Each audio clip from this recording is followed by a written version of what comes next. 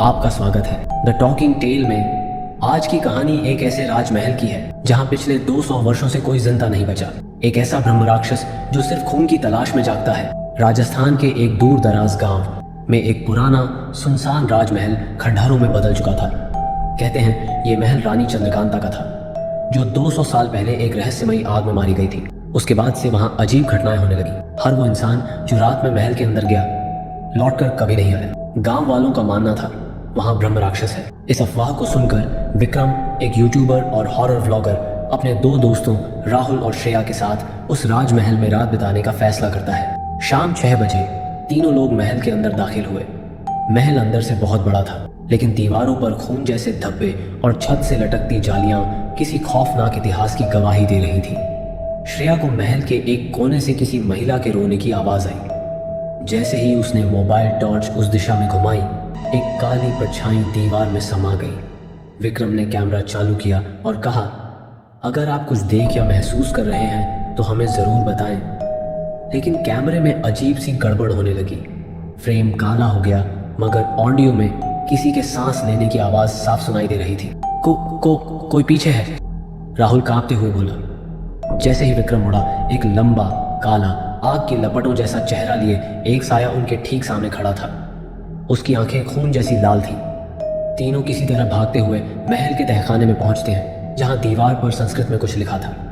श्रेया संस्कृत जानती थी। उसने पढ़ा, यो ब्रह्म राक्षस स्वाहा तस्य मुक्ति केवलम एकम शुद्ध आत्मा द्वारा। ब्रह्म राक्षस को मुक्ति केवल एक निर्दोष आत्मा ही दे सकती है। श्रेया ने समझाया, यह आत्मा कोई पवित्र आत्मा होनी चाहिए जो किसी का भी बुरा ना सोचती हो। तभी महल की दीवारें हिलने लगी। चारों ओर से हंसी गूंजने लगी, एक भारी डरावनी हंसी। विक्रम के शरीर पर नाखूनों के निशान उभरने लगे। राहुल का हाथ खुद ब खुद उल्टा मुड़ने लगा और श्रेया की आंखों में खून उतरने लगा। इसी हंगामे के बीच श्रेया को कुछ याद आता है। उसकी दादी हमेशा कहती थी कि उनकी नानी इस महल की अंतिम रानी थी, रानी चंद्रकांता। श्रेया उनकी वंशज थी। तभी उसे एक पुराना लॉकेट याद आया जो वो हमेशा अपने पास रखती थी। उसने लॉकेट खोला। उसमें रानी चंद्रकांता की तस्वीर थी और उस लॉकेट के पीछे वही मंत्र लिखा था जो दीवार पर उकेरा था। श्रेया ने लॉकेट उठाकर जोर से मंत्र बोला, एवं ब्रह्म राक्षसाय नमः मुक्ति स्वाहा।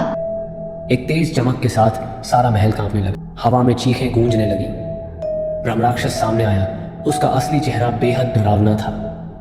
श्रेया ने जैसे ही लॉकेट को महल की जमीन पर रखा, जमीन फटने लगी और एक प्रकाश स्तंभ उसमें से निकला। उस रोशनी में ब्रह्म राक्षस चिल्लाते हुए समा गया। अचानक पूरा महल उजला हो गया। खंडहर फिर से महल बन चुका था। विक्रम और राहुल चौंक गए। महल जैसे समय में पीछे चला गया हो। दरवाजा अपने आप खुला और सैकड़ों रानियां, सेवक और सैनिकों की आत्माएं मुस्कुराते हुए हवा में विलीन हो गई। राजमहल की आत्माओं को मुक्ति मिल चुकी थी। तीनों दोस्त जैसे ही महल से बाहर निकलने लगे, तभी विक्रम की जेब से कैमरा खुद बाहर गिरा और चालू हो गया।